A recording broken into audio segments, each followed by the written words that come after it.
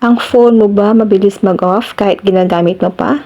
Huwag ka munang mainis kasi isang setting lang yan ang ayusin natin. Una, punta lang tayo sa ating phone settings. Dito, tap lang natin ang display and brightness.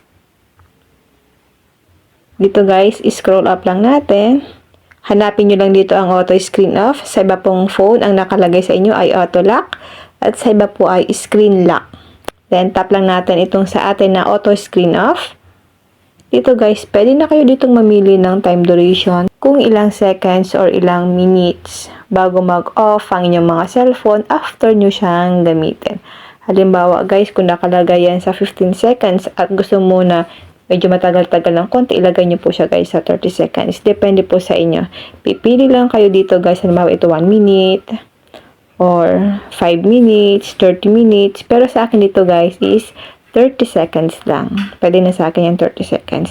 And then kapag okay na yan, back na po natin. Back.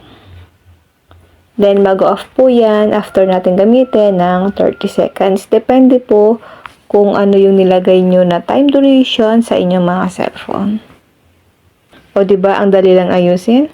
Kung nakatulong sa'yo, huwag kalimutan na i-like at i-share ang ating video para makatulong din tayo sa iba.